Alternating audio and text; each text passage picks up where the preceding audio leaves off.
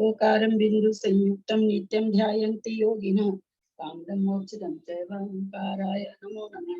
अविरल शब्द का नौगा प्रक्षालित सकल भूतल कलंका मुनि भी रूपासी सरस्वती हरितुम दूरितम ज्ञानातिमिरान्धानां ज्ञानाञ्जन शलाकया चक्षुरुन्मीलितं येन तस्मै श्री गुरुवे नमः। श्री परम गुरुवे नमः। परम्पराचार्य गुरुभ्यो नमः।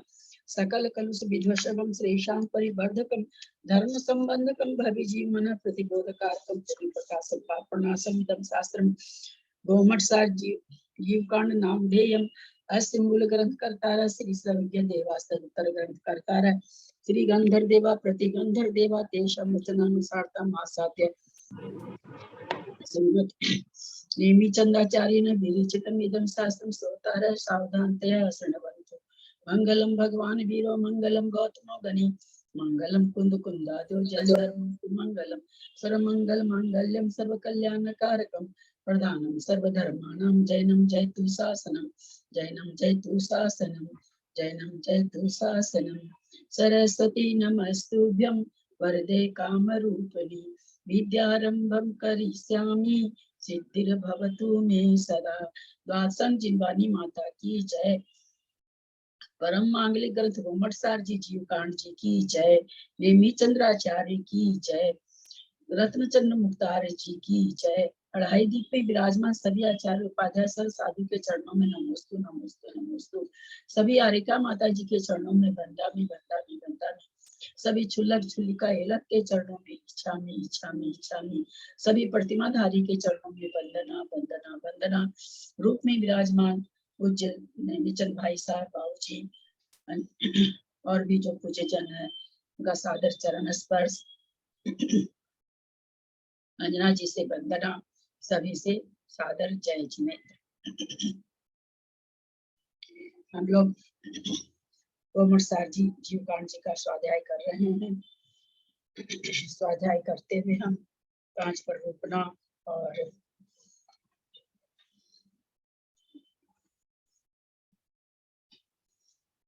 छठी मार्गणा में पहुंच रहे हैं। छठी मार्गणा हमारी समाप्त होने वाली है, यानी 20 प्ररूपणा में से 5 प्ररूपणा हो गई है और छठी मार्गणा चल रही है।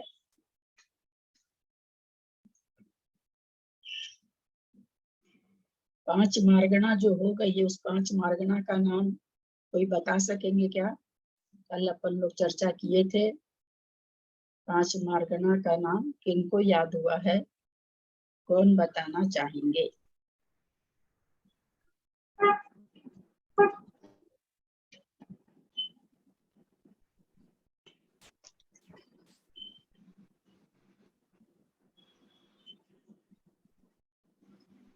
नहीं, किसी को याद नहीं हुआ?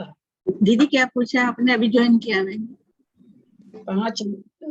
14 पर ये मार्गणा के पहले 5 प्ररूपणा का स्वाध्याय हो चुका है। वो 5 प्ररूपणा कौन कौन सी थी?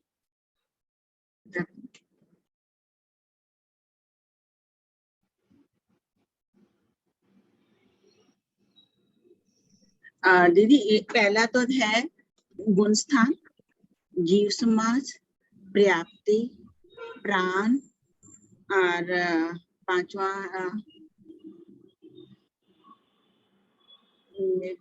गुणस्थान, जीव समाज, संज्ञा, प्राप्ति, संज्ञा है।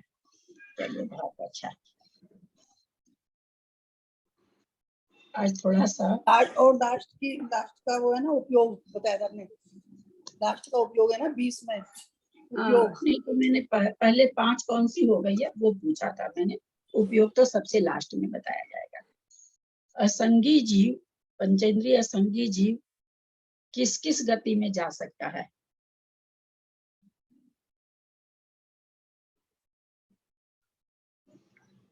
पंचेंद्रिय असंगी जीव नरक वो तिर्यंच में, मनुष्य में और नरक में। ठीक है कृष्णा जी, मैंने सुन लिया है। पंचेंद्रिय असंगी जीव किस किस गति में जा सकता है? चारों गति में जा सकते हैं। तिर्यंच और मनुष्य चारों गति में जा सकते हैं।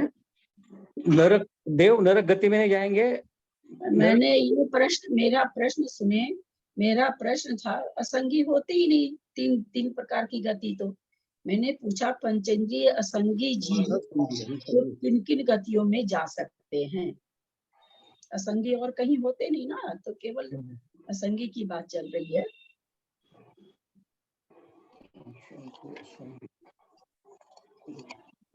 गतियों में जा सकते हैं, हाँ, 4 गतियों में जा सकते हैं। चारों गति में जा सकते हैं। देव गति छोड़कर हाँ, चारों गति में जा सकते हैं। भवंतरिक में जा सकते हैं। हम लोग सत्संख्या योग द्वार पढ़ रहे थे, तो वहाँ पर बहुत बार ये सब चीजें आई थी। असंगी जीव भी भवंतरिक में जा सकते हैं, व्यंतर देव आदि में, और नरक में भी असंगी जीव जा सकते हैं। पंचेंद्रिय असंगी, असंगी से 1 इंद्रिय से 4 इंद्रिय तो केवल असंगी कहलाते हैं। पंचेंद्रिय असंगी की बात चल रही है। अब देव से कोई असंगी बन सकता है कि नहीं, और नरक से कोई असंगी बन सकता है कि नहीं? बन सकता है, बन सकता है। देव से तो बन सकता है, पर नरक से तो शायद नहीं बन सकता। नरक से देव तो से बन सकता है, वो भी कौन सा बन सकता है? शायद एक इंद्रिय। 1 इंद्रिय बन सकता है। नारकी कभी भी असंगी में उत्पन्न नहीं होता, जब भी होगा तो संगी। यद्यपि असंगी जीव नारकी बन रहा है ना, लेकिन असंगी में नारकी का उत्पन्न नहीं होता।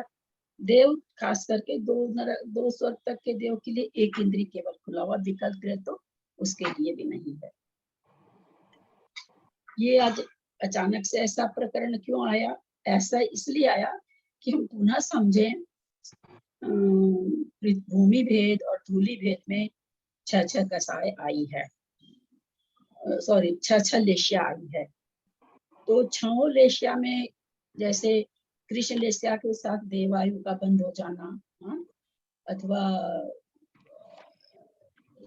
शुक्ल लेशिया के साथ क्या नाम है, सो मनुष्यायु का बंध हो जाना, त्रियंचायु का बंध हो जाना, ये सब कैसे घटेगा, इस चीज को समझने के लिए थोड़ा सा पहले इसकी भूमिका हुई है। एक बात हम जान लें, नरक आयु जब भी बंधेगी, नरक आयु जब भी बंधेगी अशुभ लेशिया में ही बंधेगी। नरक आयु जब भी बंधेगी अशुभ लेशिया में ही बंधेगी, परंतु देव आयु 6 लेशिया में बंध सकती है। परंतु देव आयु, यहाँ देव आयु कहा जा रहा है, इसको आप वैसे नहीं घटा लेंगे कि वैमानिक और ये वह हमने नहीं। देव आयु, क्योंकि आयु 4 प्रकार की होती है, वहां कोई 5वें प्रकार की आयु नहीं होती है। तो कृष्ण लेशिया में कोई देव आयु नियम से कब बंद कर लेगा? क्या नियम से, जहाँ कहेंगे कि हाँ कर ही लेगा, वहाँ उपाय नहीं है, ऐसा कब घटेगा? बहुत अच्छी तरह से हम लोग कर्मकांड में भी पढ़ ही चुके होंगे, और बाकी सब जगह हम लोग बहुत अच्छी तरह से बार बार पढ़ते आ रहे हैं। थोड़ा सा लगाएं, हम इसलिए कहते हैं आप लोगों को बोलने, ताकि आप लोग का थोड़ा सा क्या सोचने की शक्ति बढ़ेगी। वैसे मैं तो बता ही दूंगी। कृष्ण लेशिया वाला हो और नियम से देवायु बंधे, ऐसा कब हो सकता है?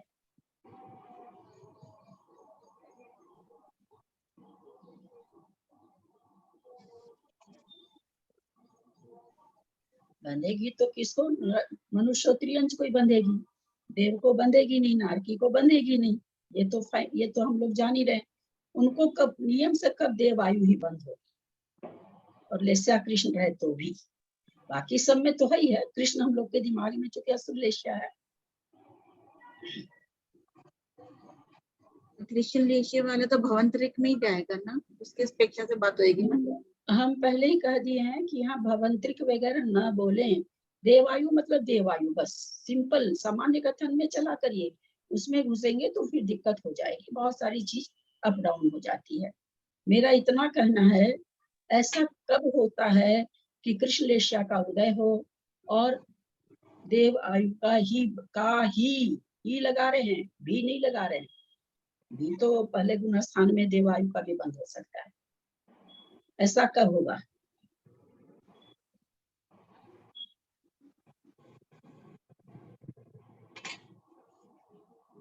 बाबू जी है कुछ चिंतन में है? वो भी रेखा में वो भी रेखा में दीदी भोग भूमि में होगा क्या? भोग भूमि से भोग भूमि में मेरी दीदी तीन कृष्ण लेशा होती नहीं है, कृष्ण लेशा 3 शुभ लेशा पाई जाती है ना, वहां पर 6 लेशा नहीं पाई जाती है। हाँ 3 शुभ लेशा। बाबूजी आपने क्या कहा? मैं समझ नहीं पाई।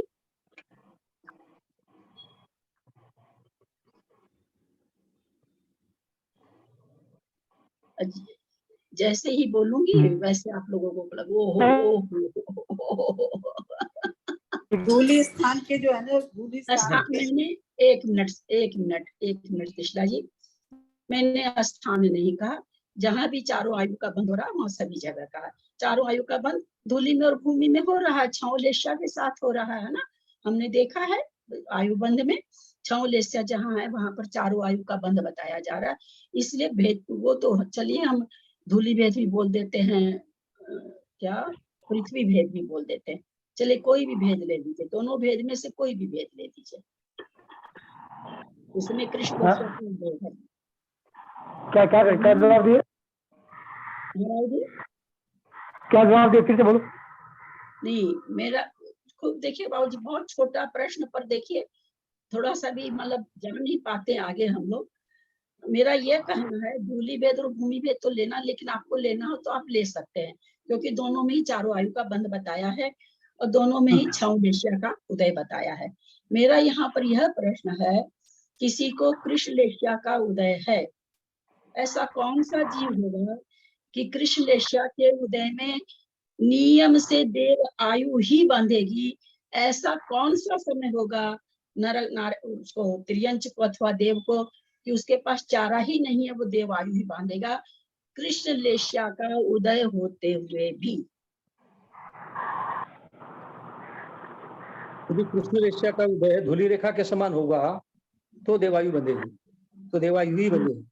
मैंने तो ये सब कहा ही नहीं।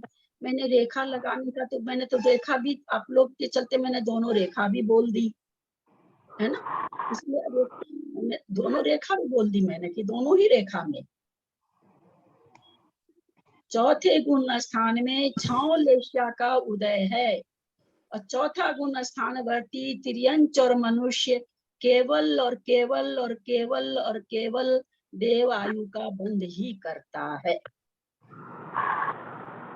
कितना कर्म कांड पढ़ लिए हैं, अब तो आप लोगों को कर्म कांड समझाने का और भी अच्छा अच्छा तरीका वहां निकल गया, बहुत लोग समझा रहे हैं आप लोगों को। कितना सीधा सा खाना। वो तो पांचवी ये बात कल बताई थी दीदी आपने, कल ये बात बताई थी। हाँ बाबूजी, पांचों गुण में वही बात होगी। पांचों गुण में तो वही बात होगी। हाँ 5वें गुण बाबूजी, 5वां गुण स्थान देव आयु बंधने से ही बनेगा अथवा कोई आयु नहीं बंधने से बनेगा? 5वां गुण स्थान किसी जीव के अगर हो रहा है तो या तो उसने किसी आयु का बंध नहीं किया है, या किया है तो देव आयु का ही किया है। रह गई 5वें गुण स्थान में बाबूजी ये 3 लेशाएं नहीं रहती है। चौथा ही गुण स्थान है जहाँ 6 लेशा पाई जाती है और चौथे गुण स्थान वर्ती मनुष्य और त्रियंच को, क्योंकि नारकी को होती नहीं, देव को होती नहीं देवायु। कि चौथे गुण स्थान में अगर हम हैं, हम लोग तो चौथे में हो सकते हैं। प्रतिमाधारी का भी अपनी अंजना जी हैं, उनका तो देवायु है ही, उनका तो सोचना ही नहीं है। हम लोग हैं और अगर हमको किसी कारण से तब है कि कृष्ण लेशा का जघन्य परिणाम चलेगा, ये हम मान के चलेंगे। कुछ कुछ उसमें समता परिणाम रहेगा, कुछ कुछ जघन्य परिणाम चलेगा, लेकिन चलेगी कृष्ण लेशा के साथ भी। ऐसा नहीं कृष्ण लेशा के साथ ही नहीं, 6 लेशा के साथ देवायु का बंध होगा। पर ये कितने ताजुब की चीज है। धूलि भेद और भूमि भेद हटा दीजिए, दोनों ही भेद को ले लीजिए। दोनों भेद में रहते हुए अगर हम चौथे गुण स्थान वर्ती हैं तो हमारे कृष्ण लेशा के साथ भी देव आयु का ही बंध होगा। गुण स्थान पे तो दिमाग गया ही नहीं, लेशिया में घूमते रहे क्या?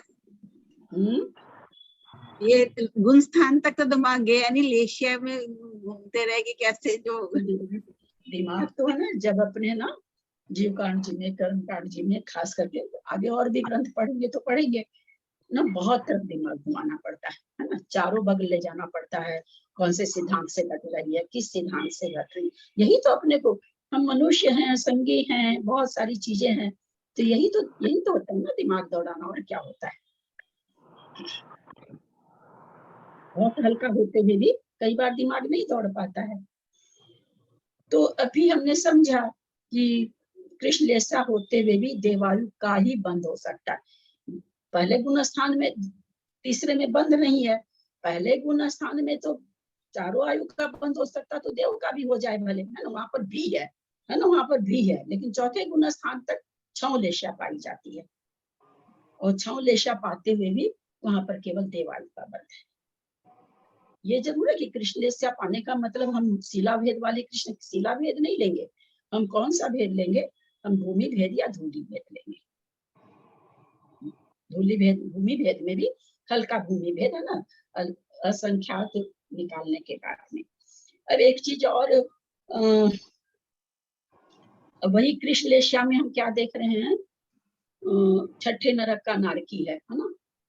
कृष्ण लेशा है नियम से उदय में, और अगर सम्यक दृष्टि है तो नियम से मनुष्य बनेगा।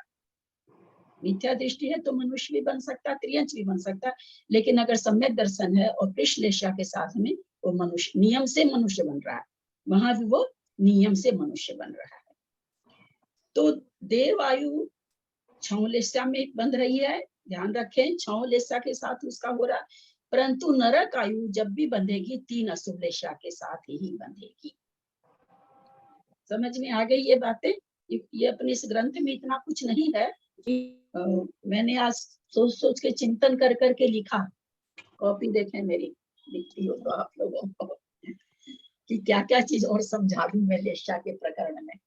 मैंने लिखा सारा चीज, जैसे जैसे चिंतन आया लिखा कि मैं जितना बता सकती हूँ बता दूं, क्योंकि लेशा समझना बहुत जरूरी है। लेशा हमारे कुछ कुछ परिणामों में पकड़ में आती है। हमारे धूलि भेद है कि भूमि भेद है, वो हम नहीं पकड़ सकते हैं, लेशा कुछ कुछ पकड़ में आती है। अच्छा, अब उसके बाद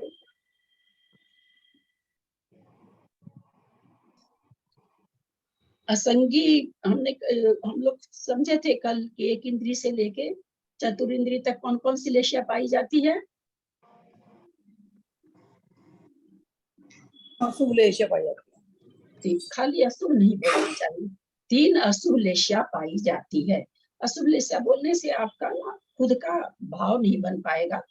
अशुभ लेशा मतलब दिमाग में क्या है हम लोग को? कृष्ण ज्यादा करके दिमाग में क्या आती है? अशुभ के नाम से कृष्ण, और विशुद्ध के नाम से अपने को शुक्ल आती है, इसके लिए दोनों हो जाती है। इसलिए तीनों आप बोले होंगे पर लोग नहीं समझ पाएंगे, क्योंकि हमारा दिमाग वैसे ही सेट हो रखा शुभ और अशुभ में। असंगी जीव को किस में पूछा पहले दीदी आपने? 1 से 4 इंद्रिय तक। 3 से 4 इंद्रिय तक। 1 से 4। 1 से 4, ठीक। असंगी पंच इंद्रिय में कितनी लेशा पाई जाती है?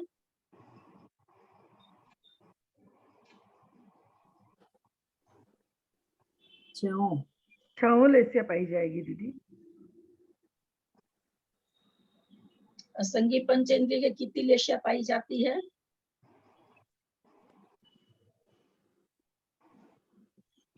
4 लेशा पाई जाती है। हाँ, 4 लेशा पाई जाती है। अगर 6 लेशा पाने लगे तो वो और ऊपर स्वर्ग में जा सकता है, वो भवंतरिक में ही नहीं जाएगा, है ना, क्यों? भवंतरिक में पीत लेशा है, वहां वो चला जाता है ना। अगर 6 लेशा पाई जाए, फिर संगी असंगी का भेद कहाँ बना? फिर संगी के परिणामों में शुक्लपना आना अथवा कृष्णपना आना, उसमें और असंगी के परिणामों में आने में तो कोई अंतर ही नहीं बन जाएगा। जबकि ये कहा जाता है कि परिणामों की देन किसकी है? मन की है। मन से ही परिणामों का उत्कृष्टपना बनता है। हल्का पना तो मन के बिना बन जाता है, पर उत्कृष्टपना जो बनता है, चाहे वो शुक्ल शुभ परिणाम हो या अशुभ परिणामों, उत्कृष्टपना सभी परिणामों का मन के साथ बनता है। अगर हम लेशा छौ घटा देंगे वहां पर, तब तो फिर परिणाम शुक्ल लेशा के भी परिणाम हम लोग करा दिए, तो वहां पर मन के बिना कभी भी असंगी के शुक्ल लेशा के परिणाम बन ही नहीं सकते हैं, है ही नहीं ना, वहां पर मन नहीं है। इसका ये लॉजिक के साथ आपको हम इसलिए बताना चाह रहे हैं कि आप लोगों को याद हो जाए। तो इतनी चीजें हम लोग ने समझा। नहीं हम कोई चीज बोल पाते हैं, नहीं कह पाते हैं, तो हम लोग अकलंक स्वामी थोड़ी हैं कि एक बार सुने और बोल दिए, या 2 बार सुने और याद हो गया, निष्कलंक स्वामी है। कहाँ, हम लोग तो कुछ भी नहीं है, इसलिए नहीं याद होना कोई खास बात नहीं है। थोड़ा सा लॉजिक से समझाना इसलिए चाहते हैं कि लॉजिक ध्यान में रह जाता है। रटने से चीजें, बहुत सारी चीज रटी हुई चीज तो कुछ भी नहीं याद रहता है। इतना श्लोक वगैरह याद करते हैं, रटते हैं, कालांतर में भूल जाते हैं अगर रोज नहीं पाठ करते हैं तो। लेकिन वही चीज, जो चीज समझी रहती है वो हमें याद रह जाती है, यही फर्क पड़ता है। अब थोड़ा सा जो था कि असंख्य भाजित गुणित कर्मा था ना, कहाँ था, हमने कषाय को तो समझ ही लिया था कि कैसे कैसे नारकी में कैसे कैसे असंख्यात 1000 बार क्रोधमान होगा। फिर उसके बाद एक बार, ये हमने खूब बढ़िया से 2 दिन समझ लिया, समझ में आ गया होगा। एक चीज हम आप लोगों को इससे बताना चाह रहे हैं, संख्या से। 1 मिनट गाथा निकले तब ना। दीदी शनिवार को भी क्लास हुई थी क्या? शनिवार को क्या था, कुछ 14 थी ना शनि, हाँ नहीं हुई ना। 14 को तो नहीं करते हैं ना। हाँ कल हुई है फिर, है ना? कल का कल रिकॉर्डिंग आ गया होगा ना अभी तक? मैंने कल एक्चुअली कल क्लास नहीं कर पाई मैं। देखा नहीं है, कहाँ गई।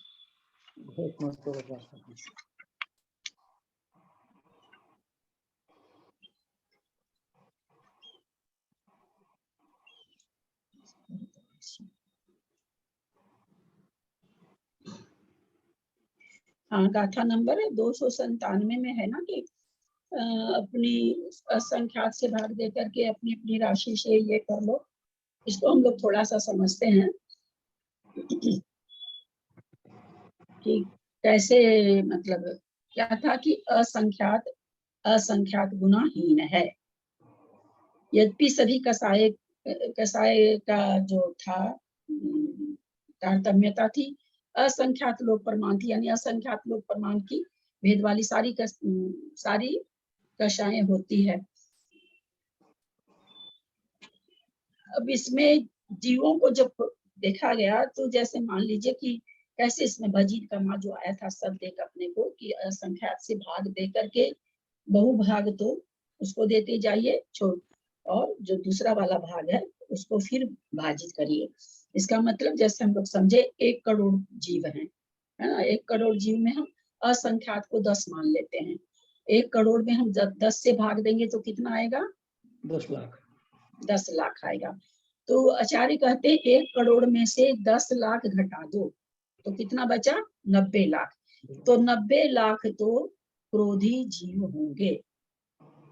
फिर 1 लाख में हम 10 से भाग दिए तो कितना आया? 10,000। 10,000 को हम 1 लाख में से घटा दिए, 90,000 क्रोध मानी जीव होंगे। अब 10,000 आया, 10,000 में फिर हम 10 से भाग देंगे तो 9,000 आया। तो 9,000 क्रोधमान माया जीव होंगे, माया वाले। और जब बच गए 1,000 वो लोभी जीव होंगे। ऐसा प्रकरण जीवों का निकाल के बताया जाता, क्योंकि इसमें लिखा हुआ असंख्यात भजीर कमा था। मुझे दीदी एक बार फिर से बोलिए दीदी इस बात को, चारों जीव एक बार फिर से सुनेंगे।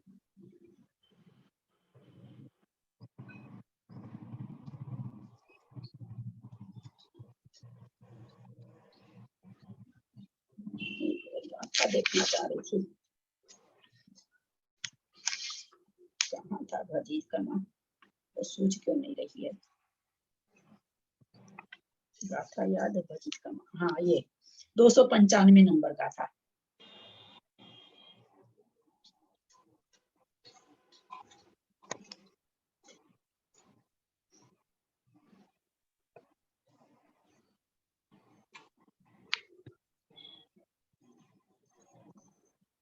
सुनम दुर्गेशा। आज हम शायद मंगलाचरण नहीं किए। आज हम मंगलाचरण नहीं किए। सिद्धम सुद्धम प्रणमिया जिनिंदवर्णे चंद्रमकलंकम गुणरयन भूषणोदयम जीवस्य परुगणं गोच्छम्।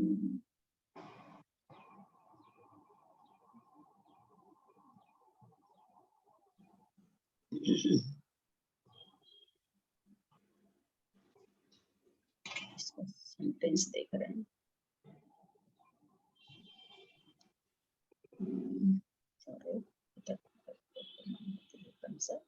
असंख्यात जो इसमें 295 में है, असंख्य भजीद कमा, असंख्यात से भाग दे करके और जल तक जाना है। तो वही चीज हम समझाए कि असंख्यात हम 10 मान लेते हैं और 1 करोड़ मान लेते हैं इसके स्थान। तो 1 करोड़ में हम 10 से भाग दिए तो आया 10 लाख। तो क्या करें, असंख्यात से भाग दे करके और फिर उसको उससे माइनस करते जाइए तो एक क्या नाम है सो जीवों की संख्या पता चलेगी। कसाय का स्थान निकलता जाएगा। तो 90,000 क्या हो गया, पृथ्वी भेद क्या शिला भेद का। फिर 1 लाख में 10 से भाग दिए तो 90 कितना आएगा, 90,000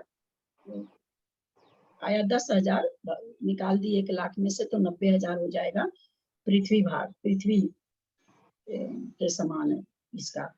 फिर और उसमें भाग दिए 1,000 आया तो 9,000 हो गया धूलि के समान और 1,000 हो गया जल के समान। क्या कषाय वाले स्थान हो गए। अब इन स्थानों पे रहते हुए जब चारों गति में जब हमने देखा तो कल हमने नारकी का देखा था, है ना। वहाँ सबसे कम कौन से पाए जा रहे थे, किस कषाय के नारकी कम पाए जाते हैं, लोभ कषाय के। लोभ कषाय के। लोभ के। और देवों में ठीक उल्टा हो जाएगा, क्रोध के कम पाए जाएंगे, लोभ के सबसे ज्यादा। अब बन गया कि त्रियंच और मनुष्य में कैसे होता है। तो मनुष्य और त्रियंच में कहते हैं कसाई जीव की संख्या सबसे अधिक लोभी की होती है। जितनी संख्या है उस संख्या को इसमें प्रतिभाग करना होता है। प्रतिभाग करके संख्या निकालनी होती। प्रतिभाग करना हम लोग बहुत बार सीखे हैं, हम मोटे रूप में खाली बता देते हैं। मनुष्य में लोभी क्या नाम है सो सबसे ज्यादा पाए जाएंगे, मायावी उससे कम पाए जाएंगे, क्रोधी जीवों की संख्या उससे कम होगी, मानी जीवों की संख्या उससे कम होगी। साधारणतः क्या कहा जाता है कि मान सबसे ज्यादा पाया जाता है, क्रोध पाया जाता है इसमें, माया पाई जाती त्रियंच में, मान पाया जाता है इसमें। लेकिन जब जीवकांड जी के परिप्रेक्ष्य में संख्याएं समझी गई तो मानी जीव की संख्या सबसे कम है।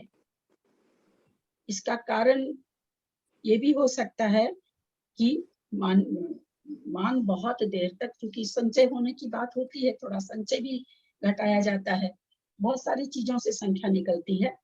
तो मान रहने का काल और लेस्या के सामने कम काल होगा, इसलिए उसमें संचय नहीं हो पाता। ठीक जिस तरह से मनुष्य का है उसी तरह से त्रियंच का है। त्रियंच का भी लोभ वाले तो सबसे ज्यादा पाए जाएंगे त्रियंच में, माया वाले उससे थोड़े कम, क्रोध वाले उससे थोड़े कम, मान वाले उससे थोड़े कम।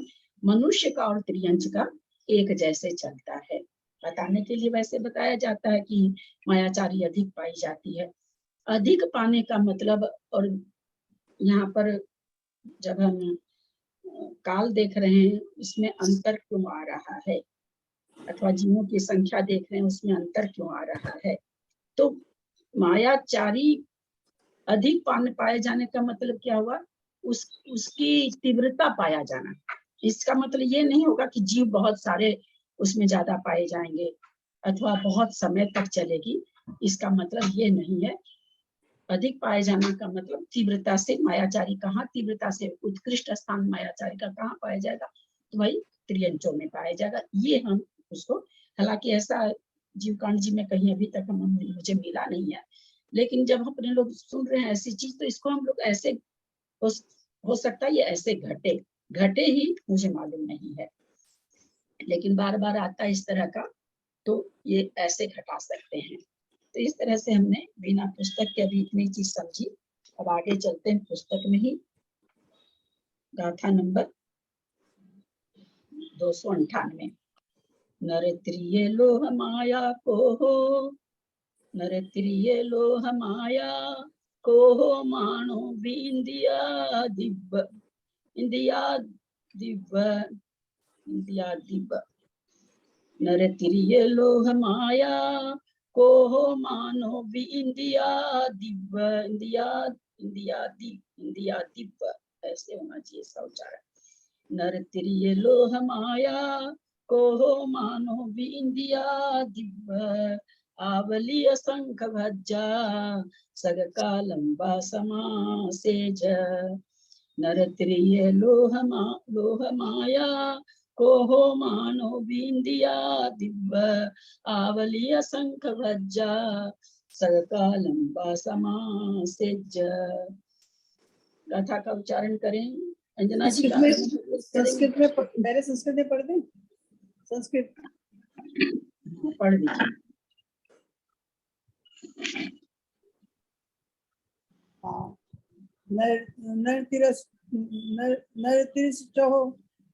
नरतिरसच्चो लोभ माया क्रोधो मानो द्विन्द्रियदिवत्, आवल्य संख्य भाज्यः स्वगत कालम या समाय साध्य।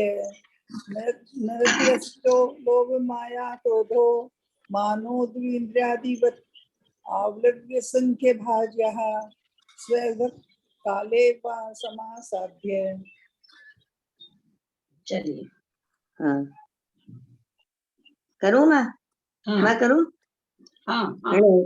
अणतिरिय लोह माया को हो मानो विहम दिया दिव्य, आवली असंख्य भज्जा सगकालम वा समासेज।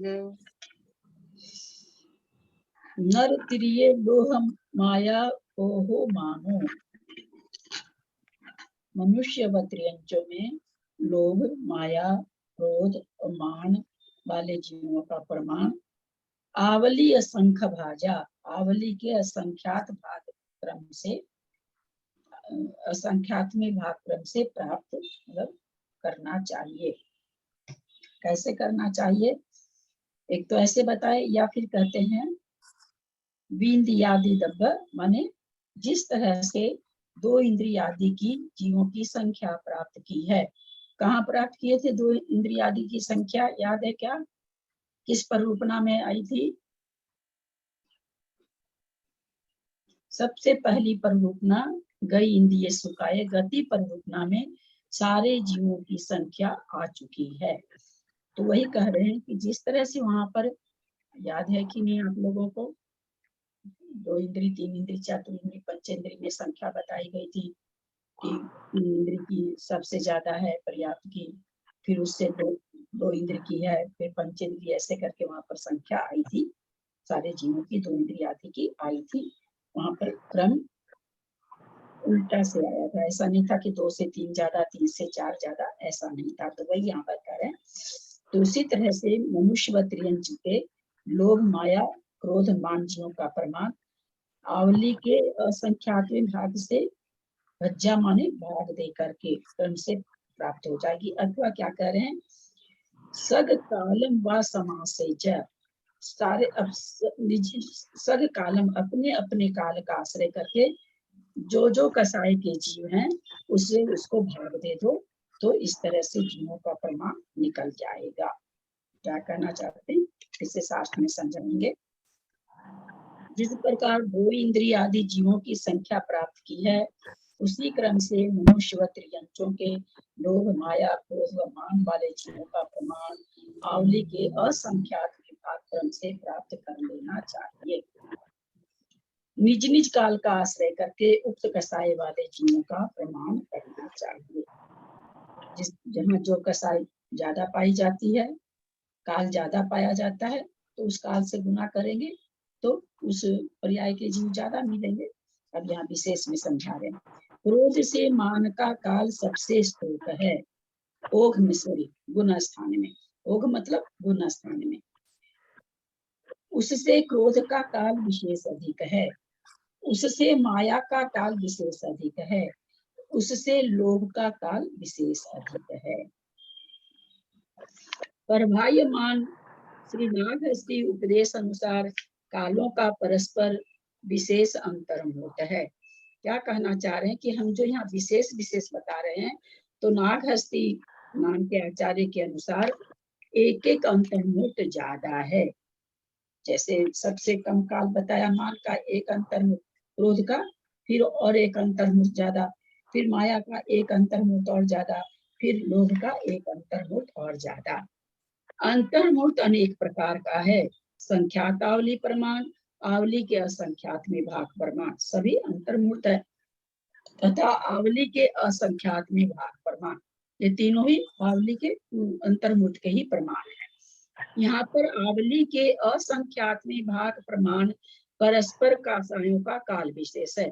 वहां पर श्री नागहस्ती के हिसाब से तो अंतर्मुहूर्त अंतर्मुहूर्त, फिर इन्होंने कहा कि भाई, उन्होंने अंतर्मुहूर्त कहा, पर अंतर्मुहूर्त का तो 3 तरह का वर्णन हो जाता है। संख्यात आवली भी, क्योंकि संख्यात आवली पाई जाती है 16 करोड़ कुछ पाई जाती है।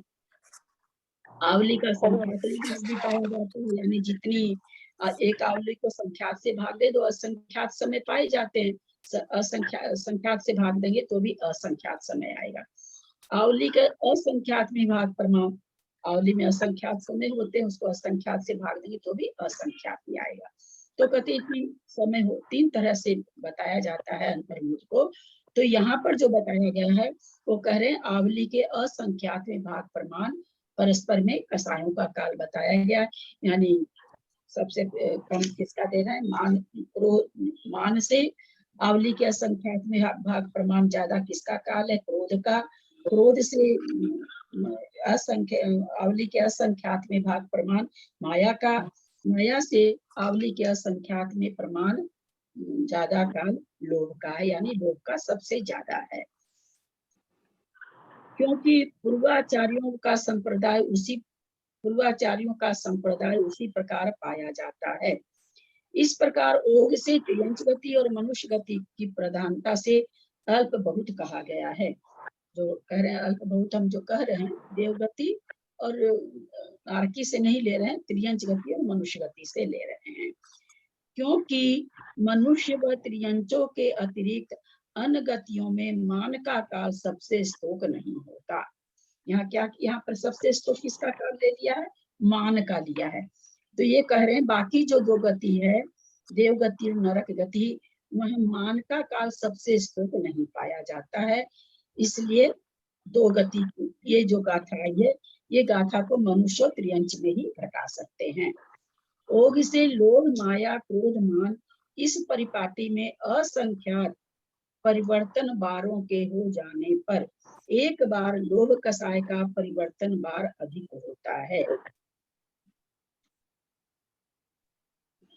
क्या कहना चाह रहे हैं कि लोभ से माया, माया से क्रोध, क्रोध से मान, लोभ से माया, माया से क्रोध, क्रोध से मान, इस तरह से असंख्यात बार जब परिवर्तन हो जाएगा तब एक बार लोभ कसाय का अधिक होगा। लोभ कसाय का परिवर्तन बार अधिक होता है। इस प्रकार लोभ संबंधी असंख्यात परिवर्तनों के अतिरिक्त हो जाने पर क्रोध संबंधी परिवर्तन बारों से माया संबंधी परिवर्तन बार अतिरिक्त होता है। फिर उसके बाद क्या करें कि भाई क्रोध से ज्यादा परिवर्तन माया का हो जाता है। जैसा ठीक नरक गति में हम लोग समझे थे, सेम वही चीज है बार समझने का, उल्लंघन होकर के आता है, इसलिए उसका साय का बार ज्यादा हो जाता है एक बार। इस प्रकार माया संबंधी संख्यात परिवर्तन बारों के अतिरिक्त हो जाने के बाद मान संबंधी परिवर्तन बारों से क्रोध संबंधी परिवर्तन बार अतिरिक्त अर्थात अधिक होते हैं। यह प्ररूपणा ओघ से की गई है। उसमें भी त्रियंच गति मनुष्य गति में ओघ प्ररूपणा से आदेश प्ररूपणा में कोई भेद नहीं है, अतः यह कहा गया है। और इसी प्रकार त्रियंच गति मनुष्य गति में जानना चाहिए। दोनों के कहते हैं ओग पर रूपणा में आदेश मतलब मार्गणा, ओग मतलब गुण स्थान। तो कह रहे हैं मार्गणा में क्या हो गया, गति मार्गणा, गति मार्गणा में मनुष्य गति और त्रियंच गति। तो कह रहे हैं दोनों में कोई भेद नहीं है, चूंकि त्रियंच गति मनुष्य गति दोनों के लिए ये प्ररूपणा कही गई है, ये सिद्धांत कहा गया है। चारों कसाय वाले मनुष्य व त्रियंचों की संख्या परस्पर समान नहीं है, क्योंकि चारों कसायों का काल समान नहीं है। त्रियंचों मनुष्यों में मान का काल सबसे छोटा है, क्रोध का काल मान के काल से अधिक है, आवली के असंख्यात्मी भाग विशेष अधिक है, जो कि ऊपर बता चुके हैं। माया का काल क्रोध के काल से विशेष अधिक है, आवली के असंख्यात्मी भाग से विशेष अधिक है। लोभ का काल माया के काल से विशेष अधिक है, आवली का असंख्यात्मक भाग विशेष अधिक है। इस प्रकार कालों के विदृश रहने पर जिनका निर्गम और प्रवेश समान है और संतान की अपेक्षा गंगा नदी के प्रवाह के समान जो अवस्थित है, ऐसी वहां स्थित उन राशियों की सदृशता नहीं बन सकती। क्या कहना चाह रही, इस प्रकार कालों के विसदृश रहने पर, विसदृश कितना, क्रोध का काल अलग है, माया का उससे अधिक, ऐसे करके निकाला, चारों का काल अलग अलग है, पर रहने पर जिनका निर्गम प्रवेश समान है और संतान की अपेक्षा गंगा नदी के प्रवाह के समान जो अवस्थित है। यद्यपि कह रहे निर्गम और प्रवेश समान होते हुए भी, कहते हैं गंगा नदी जैसे बहती ही रहती है, उसी तरह जीव क्या हो रहे हैं, आ रहे हैं, निकल रहे हैं, आ रहे हैं, जा रहे हैं, गंगा नदी की प्रवाह के जैसे। जैसे गंगा नदी का प्रवाह कभी नहीं रुकता, उसी तरह जीवों का इन कसायों में निर्गम होना और क्या नाम उसमें प्रवेश करना, ये कभी भी रुकता नहीं है, कि कभी भी रुकता नहीं है, इसे हमेशा बना रहता है। तो देख क्या कह रहे हैं, संतान की अपेक्षा मतलब है ना, संतान की अपेक्षा, संतान जैसे परिवार बढ़ाने के लिए क्या होता है, दादाजी परदादा के दादाजी होते हैं, दादाजी के बाबूजी होते हैं, बाबूजी का बेटा होता है, बेटे के फिर पोता होता है, पोता का फिर पड़पोता होता है। इसको क्या कह रहे हैं, संतान। गंगा नदी का प्रवाह है ना, परिवार का एक गंगा नदी का प्रवाह बना हुआ, एक लहर जा रही, दूसरी आ रही, दूसरी जा रही, तीसरी आ रही, तीसरी जा रही, चौथी आ रही, ऐसे प्रवाह बना रहता है गंगा नदी में। तो उसी तरह से दादाजी, परदादाजी, सरदादाजी, बाबूजी, चाचा जी, जो भी ऐसे प्रभाव बना रहता है परिवार में भी, तो उसी के लिए कह रहे हैं कि संतान, उसी को कहा जाता है संतान की अपेक्षा गंगा नदी के प्रभाव के समान जो अवस्थित है, ऐसी वहां स्थित उन राशियों की सदृशता नहीं बन सकती। चारों कसायों के कालों का योग करके उसका चारों कसाय वाली अपनी अपनी राशि में भाग देने पर जो लब्ध प्राप्त हो, उनकी 4 प्रति राशियां करके मानादि कसायों के काल से परिपाटी क्रम से गुणित करने पर अपनी अपनी राशियां होती। आज मैंने सोचा भी था कि प्रति राशि वाला फोटो भेज दें, फिर बस और किसी काम में लग गई मैं। तो इस तरह से प्रति राशि का भाग करना आप लोग को जैसे थोड़ा सा बताएं। 4 तरह की कषाय होती है, 200 मान लीजिए कि 200 समय काल है उसका, 200 समय काल है, 4 प्रकार की कषाय है। तो पहले उसको 5 से भाग देंगे, 5 से भाग दिया तो 40 आया, 40 चारों कषायों को मिल गया, और जो 40 बचा उसको अलग रख लिया। अब उस 40 को फिर क्या करेंगे, फिर है ना 5 से भाग देंगे, तो 5 8 40, तो 8 को तो रख लेंगे, 32 किसको दे देंगे, सबसे पहली वाली कषाय को, जिसका ज्यादा काल है, तो लोभ का काल अधिक बताए, लोभ को दे देंगे। फिर जो बचा फिर उसमें 5 से भाग देंगे, एक भाग रख लेंगे, बहुभाग माया को दे देंगे। फिर जो सब काल बचा उसमें फिर 5 से भाग देंगे, एक भाग रख लेंगे, बहुभाग क्रोध को दे देंगे, और जो चौथा भाग बचा हुआ वो इसको दे देंगे। इस तरह से एक बार तो पहली बार पढ़ती, एक बार तो 200 को हमने भाग किया, ये तो कहलाया भाग। अब भाग देने के बाद पुनः जो भाग किया जाता है, क्योंकि पुनः बचे हुए हमने 40 तो बांट दिया, 40 हमारे पास बच गया, उस 40 को फिर बांटना है सारी कषाय में, उसको प्रतिभाग करना करते हैं। और फोटो आप लोग को आज भेज दूंगी उसमें से, तो और समझ में आ जाएगा। तो कहते हैं इस तरह से प्रतिभाग जब करा जाता है तो सबसे ज्यादा काल, क्योंकि लोभ का काल सबसे अधिक है, इसको प्रतिभाग उसको सबसे ज्यादा मिलता है, इसलिए उसका काल सबसे अधिक आ जाता है। इस तरह से कहते हैं गोमटसार जीव कांड में कषाय मार्ग का 11वां अधिकार पूर्ण हुआ। मेरी बुद्धि में जितना आ सका मैं कोशिश करी कषाय समझाने का, मेरे से कुछ गलती हुई हो। ये मतलब चारों कसाय मतलब मनुष्य और तिरंज की तो बता दी, लेकिन ये मनुष्य में जैसे बराबर रहती है क्या, जैसे बताया अभी मनुष्य का मान का से श्लोक है? बराबर कहाँ कहा, अधिक अधिक बताया ना। हाँ, अधिक अधिक अधिक अधिक तो बताया, ये मतलब क्रोध मान माया से मान अधिक अधिक बताया। मान सबसे कम देर तक रहेगा, उससे ज्यादा समय तक क्रोध, मान ले हमको क्रोध आया तो ये कह रहे भाई क्रोध का काल कितना है, तो कहते हैं कि माया से कम है लेकिन मान से ज्यादा है। मान अगर मान लीजिए 4 मिनट रहता है तो क्रोध हमको 6 मिनट रहेगा। मतलब ये नियम है, मतलब ये इतना रहेगा ही। हाँ, नहीं, नियम उत्कृष्टता से बताया जाता है, क्योंकि असंख्यात के असंख्यात भेद है ना, तो कोई सा भी भेद रहेगा लेकिन रहेगा असंख्यात मान, रहेगा असंख्यात समय, ऐसा नहीं है। लेकिन अब असंख्यात मान लीजिए 10 भी है, असंख्यात 1 लाख भी है, तो 10 वाला हो जाएगा, 1 लाख वाला भी हो सकता है ना। असंख्यातवां भाग करने का मतलब कोई भी उसका भाग रहना, पर रहे वो संख्यात नहीं रहेगा, रहेगा असंख्यात, ये फर्क पड़ेगा। असंख्यात के असंख्यात भेद हैं, हम लोगों ने अभी अलौकिक गणित वगैरह में देखा था कि कितने भेद निकल जाते हैं, अनंत के अनंत भेद निकल जाते हैं ना। संख्यात के 2 से शुरू हो जाती है संख्या, 2, 3, 4, 5, कम से कम नील महानील शंख महाशंख तक तो हम ही लोग बता सकते हैं, इतने भेद तो है ना, तो बहुत सारे भेद हो जाते हैं, लेकिन रहेगा असंख्यात। अब असंख्यातवां भाग में किसी का 2 ही मिनट आया, किसी का असंख्यातवां भाग मान लीजिए 4 मिनट भी हो सकता है, किसी का 8 मिनट भी हो सकता है, कुछ भी हो सकता है, लेकिन अगर 2 मिनट असंख्यातवां का शुरू है उससे कम नहीं रहेगा। ठीक ठीक है।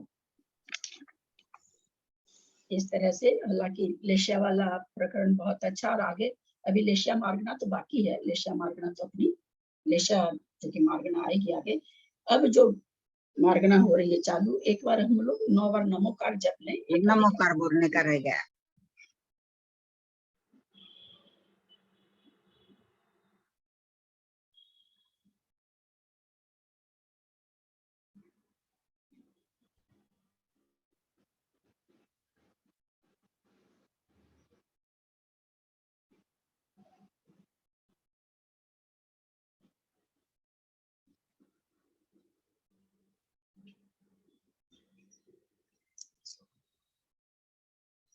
आगे का सबसे बड़ी मार्गना पुस्तक में अगर कोई है तो ज्ञान मार्गना है, सबसे अधिक पेज में, सबसे अधिक, चूंकि आत्मा का स्वरूप ही ज्ञान स्वरूप है, तो सबसे ज्यादा बड़ी मार्गना ज्ञान मार्गना है। 14 मार्गना में सबसे ज्यादा विश्लेषण ज्ञान मार्गना में है। अद्भुत मार्गना है, अद्भुत विवेचन है, कुछ हमारे पल्ले पढ़ने लायक है, कुछ हमारे पल्ले नहीं पढ़ने लायक है, क्योंकि केवल ज्ञान मार्गना में केवल ज्ञान भी आएगा, मन पर ये ज्ञान भी आएगा, अवधि ज्ञान भी आएगा। यहाँ तो हमारे में श्रुत ज्ञान ही बहुत थोड़ा सा है, लेकिन हम समझ में भाव भासना हमें जरूर हो जाएगी, ऐसा नहीं है कि नहीं होगा। अब यहाँ पर जानैति काल विषये दव्य गुणे पज्जये बहु भेदे पच्चखम च परोक्षम अनेन नानेतिणं वेत्ति। जानैति काल विषये दव्य गुणे पज्जये बहु भेदे पच्चखम च परोक्षम अनेन नानेतिणं वेत्ति। कथा का उच्चारण करें सुमन सेठी, हैदराबाद। प्रणाम दीदी। जानेति काल विषये दव गुणे पज्ये बहु भेदे पच्चखम च परोक्षम अनेनानेतिणं वेत्ति। संस्कृत मेरे पास नहीं। पढ़ती संस्कृत में। जानाति त्रिकाल विषयान् द्रव्य गुणान् पर्यायाश्च बहुभेदान् प्रत्यक्षं च परोक्षमनेन ज्ञानमिति इदं ब्रुवन्ति। जानीति काले वित्ति काले विषय, जानता है तीनों काल के विषय को। द्रव्य गुणे, द्रव्य और गुण सहित। पज्जये बहुभेदे, द्रव्य और पर्याय की पर्याय, द्रव्य और गुण की पर्याय को बहुभेदे बहुत प्रकार की।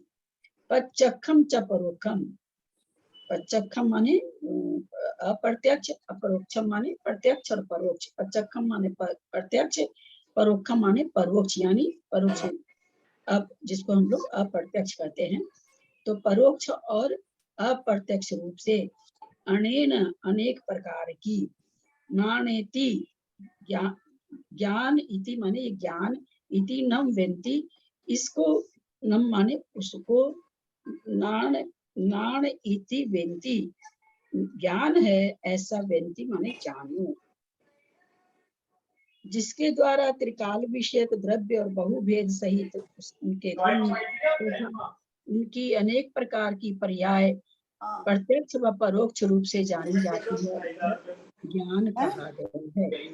यहाँ यहाँ यहाँ पर है ना, मतलब ज्ञान की परिभाषा है। श्रुत ज्ञान, केवल ज्ञान, ऐसे परिभाषा नहीं की गई। ज्ञान का एक निरुक्ति अर्थ क्या निकलता है वो यहाँ पर बताया गया कि भाई ज्ञान है क्या, तो मतलब सभी द्रव्यों की, सभी गुण और पर्यायों को जो जानता है, बहुत प्रकार की जो पर्यायों को, जो प्रत्यक्ष भी अपरोक्ष रूप से भी जाना जाता है, दोनों तरह से। क्योंकि 5 तरह का ज्ञान है, किसी में हम परोक्ष रूप से जानते, किसी ज्ञान के द्वारा प्रत्यक्ष रूप से जाना जाता है। तो कहते वे सभी ज्ञान हैं, यानी परोक्ष रूप से जान रहा वह भी ज्ञान है। विशेषार्थ, भूतार्थ, सत्य रूप अर्थ को प्रकाश करने वाला ज्ञान है। जिसे ज्ञान किसका प्रकाश करता है? जो सतरूप का, सतरूप अर्थ यानी जिस जो विद्यमान है, अविद्यमान को ज्ञान नहीं करता, विद्यमान को केवल ज्ञान भी कहा जाता है ना भाई। केवल ज्ञान के लिए जब आत्मा अनुशासन में कहा गया कि क्या नाम है, सो केवल ज्ञान में इतनी ही ताकत है जानने की जितनी तीनों लोक में बसते हैं। तो वहां पर आचार्य कहते हैं कि नहीं, केवल ज्ञान में ताकत नहीं, पदार्थ ही इतने हैं। क्योंकि पदार्थ इतने हैं इसलिए केवल ज्ञान इतना जानता है। पदार्थ इससे अनंत गुने हो जाए तो भी केवल ज्ञान जान लेगा। वही चीज यहाँ पर समझा रहे हैं। एक पदार्थ होना चाहिए सतरूप, बस सतरूप होने से पदार्थों का जो जाना जाता प्रकाश, जो सतरूप पदार्थों को दिखाता है, बताता है, वह ज्ञान है। शंका, मिथ्या दृष्टि का ज्ञान भूतार्थ का प्रकाशक कैसे बन सकता है? ऐसा नहीं है। उसकी कैसे है? सम्यक दृष्टि और मिथ्या दृष्टि के ज्ञात में समानता पाई जाती है। त्रिशला जी प्लीज म्यूट कर लीजिए। क्या वो कहे क्या कि भाई मिथ्या दृष्टि में तो नहीं पाना चाहिए ऐसा ज्ञान? तो कहते हैं कि ऐसा नहीं है। अब एक घड़ा रखा है तो मिथ्या दृष्टि को भी घड़ा ही दिखेगा, सम्यक दृष्टि को भी घड़ा ही दिखेगा, अलग थोड़ी दिखेगा।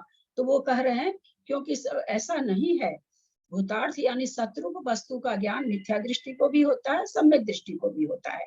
क्योंकि सम्यक दृष्टि मिथ्या दृष्टि के ज्ञात में समानता पाई जाती है। ज्ञात में माने जानी हुई वस्तु में। शंका, यदि दोनों के ज्ञान में समानता पाई जाती है तो मिथ्या दृष्टि जीव अज्ञानी कैसे हो सकते हैं? मिथ्या दृष्टि को क्या कहा जाता है? 3 अज्ञान का उदय है ना, मतीय ज्ञान, सुप्त ज्ञान, और अगर अवधि ज्ञान है तो विभंग अवधि ज्ञान। तो बोल रहे हैं आप फिर वहां पर अज्ञान क्यों बोलते हैं? मति ज्ञान कहना चाहिए आपको। समाधान, मिथ्यात्व सहित ज्ञान को ही ज्ञान का कार्य नहीं करने से अज्ञान कहा है। जैसे पुत्र उचित कार्य को नहीं करने वाले पुत्र को ही अपुत्र कहा जाता है। क्या सुंदर तुलनात्मक विश्लेषण दिए हैं। यद्यपि वो पुत्र है लेकिन पुत्र उचित कार्य नहीं करता है तो क्या सभी कह देते हैं, माँ बाप कहें या नहीं कहें, पास पड़ोस रिश्तेदार तो काहे को पैदा करना था, ऐसा ही बेटा था तो पैदा ही नहीं करती। खुद पति देव ही कह देते हैं ऐसे पुत्र को किस लिए पैदा करी। तो कहते हैं पुत्र उचित काम नहीं करने से उसको अपुत्र कह देते हैं। ज्ञान का कार्य क्या है? तत्वार्थ में रुचि, निश्चय, श्रद्धा और चारित्र का धारण करना ज्ञान का कार्य है। ज्ञान का कार्य वास्तव में ये है, लेकिन मिथ्या दृष्टि इन कार्यों को नहीं करता। न उसको तत्वार्थ में रुचि होती है, निश्चय, श्रद्धा, चारित्र सब जगह उसका, तो यह कार्य मिथ्या दृष्टि जीव में नहीं पाया जाता, इसलिए उसके ज्ञान को अज्ञान कहा है। मान लीजिए कि कोई चीज बनाने की आप में बहुत कला है, बहुत इतनी कला है कि वैसा कोई नहीं बना सकता। आप कभी किसी को बना के ही नहीं दो तो आपकी कला किस काम की? खाली बोलने के लिए थोड़ी कला हो गई, उस कला का प्रदर्शन हो तब तो कोई कहे कि आप में ये कला है। तो उसी तरह ज्ञान तो समान है दोनों में, लेकिन ज्ञान का जो उघाड़ है, जो समझने का जो है, वो उल्टा है, इसलिए वहां पर उसको अज्ञानी कह दिया गया। इच्छा प्रकट करना रुचि है, स्वरूप का निर्णय करना निश्चय है, निर्णय से चलायमान न होना श्रद्धा है। अथवा फल दो प्रकार का होता है, साक्षात फल, पारंपरिक फल। वस्तु संबंधी अज्ञान की निवृत्ति होना यह ज्ञान का साक्षात फल है। वस्तु संबंधी कोई वस्तु है, उसका अज्ञान जब खत्म हो जाता है तो ज्ञान का साक्षात फल है। हान है क्या? हान उपादान, हान हाँ हाँ नहीं है हमारी किताब में। हान है, हान। हान उपादान और उपेक्षा ये पारंपरिक फल है। हान और हान तो हम नहीं समझ पा रहे हैं। उपादान का मतलब सुनार का बेटा सुनार हो जाता है ना, उसको नहीं हान, ये उसमें न्याय शब्द ग्रंथों में इसके शब्द आता है हान का बल में। हाँ हाँ, ये जो है ना हान शब्द बहुत आता है, न्याय के ग्रंथों में आता है हान शब्द। आगे दिए इसमें आगे हान अर्थात जानने के पश्चात अनिष्ट या हितकर वस्तु के परित्याग करने को हान करते हैं। नहीं समझी जेठी भाई साहब, थोड़ा ठीक से बोले। आगे दिया दीदी, इसका डेफिनेशन दिया आगे। आगे दिया है क्या? हान उपादान उपेक्षा पारंपरिक फल है। हान अर्थात जानने के पश्चात अनिष्ट और अहितकर वस्तु के परित्याग करने को हान कहते हैं, जानने के बाद। तो ये क्या हो गया? पारंपरिक फल हो गया। उपादान जानने के पश्चात इष्ट या हितकर वस्तु का ग्रहण करना उपादान है। वीतराग दशा में पदार्थ को जानने के पश्चात उसमें हे उपादेय की बुद्धि उत्पन्न नहीं होती, किंतु उपेक्षा या उदासीनता रूप से माध्यस्थ भाव पैदा होता है, यह उपेक्षा है। उपेक्षा संयम और एक और कौन सा? परि दो तरह का होता है, उपेक्षा संयम और पाओ जी दूसरा नाम बोलिए। अपहृत संयम, उपेक्षा संयम, अपहृत संयम, दोनों में क्या अंतर रहता है इसलिए बता रहे हैं। ये दोनों बहुत ही, मतलब मेरे को तो जब पहली बार पढ़ने मिला था तो बहुत अच्छा लगा था, मैं अपनी बात जानती हूँ। दीदी आपकी आवाज नहीं आई थी दीदी। उपेक्षा संयम और आगे का दूसरा संयम नहीं समझ में आया। अपहृत, अपहृत संयम जी, अपहृत संयम, हाँ अपहृत, अपहृत संयम किसको कहा जाता है? मुनि महाराज ध्यान में बैठे हैं और चींटियां चल रही है ना, उसको पीछे से हटा देना। मुनि महाराज ध्यान में बैठे हैं, चींटियां चल रही है। उपेक्षा संयम है, उनको कुछ लेना देना नहीं है, चींटी चढ़े चींटी का बाप चढ़े। हम जब शुरू में दोनों संयम पढ़े थे, हम अपनी बात बताते, मैं बहुत रोमांचित हुई थी पढ़ करके उन मुनियों के प्रति कि देखो कि कहाँ ध्यान में लगे हुए मुनि में भी आचार्यों की कितनी बारीक विवेचन है, कितना बारीक विवेचन है कि ध्यानस्थ मुनि में भी दो तरह का संयम घटा दिए। बहुत ही मतलब बहुत ज्यादा मेरे को बहुमान हुआ था आचार्यों के प्रति। जो जानता है वह ज्ञान है तथा साकार उपयोग ज्ञान है। हम सभी जानते हैं साकार उपयोगी को ज्ञानी कहा जाता है ना, निराकार उपयोग तो दर्शनोपयोग को कहा जाता है। अथवा जिसके द्वारा यह आत्मा जानता है, जानता था अथवा जानेगा, ऐसे ज्ञानावरण कर्म के एक देश क्षय से अथवा संपूर्ण ज्ञानावरण के क्षय से उत्पन्न हुए आत्मा के परिणाम को ज्ञान कहते हैं। कर्म कर्तृ भाव का नाम आकार है। उस आकार के साथ जो उपयोग होता है उसका नाम साकार है। प्रमाण से पृथक भूत कर्म को आकार कहते हैं, अर्थात प्रमाण में अपने से भिन्न बहिर्भूत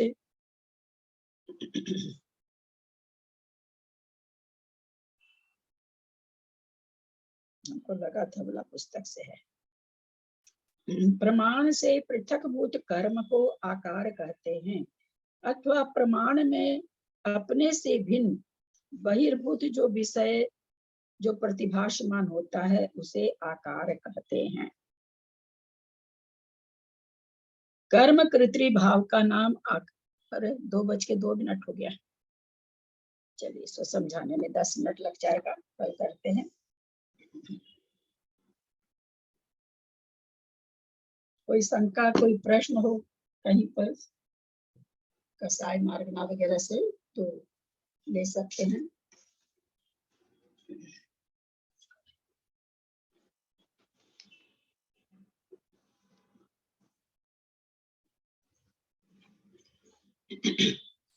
यद्यक्षरमात्र पदवाक्यहीनं मया प्रमादादि किंचनोक्तं तन्मे क्षमित्वा विदधातु देवी सरस्वती केवल बोधलब्धिं। बोधि समाधि परिणाम शुद्धि स्वात्मोपलब्धि शिव सौख्य सिद्धि। चिंतामणिं चिंतित वस्तुदाने त्वं वन्दमानस्य ममास्तु देवी। जावानी के ज्ञान ते सुझे लोकालोक सोबानी मस्तक चढ़ो सदा दे तुम जो। ये जिनवानी भारती तो ही जपू दिन रहे जो तेरा शरण आ गए सो पावे सुख चैन। देव भजू अरहंत को गुरु से हो निर्ग्रंथ दया धर्म पालू सदा यही मोक्ष का पंथ। द्वात्संग जिनवानी माता की जय। 9 बार नमोकार।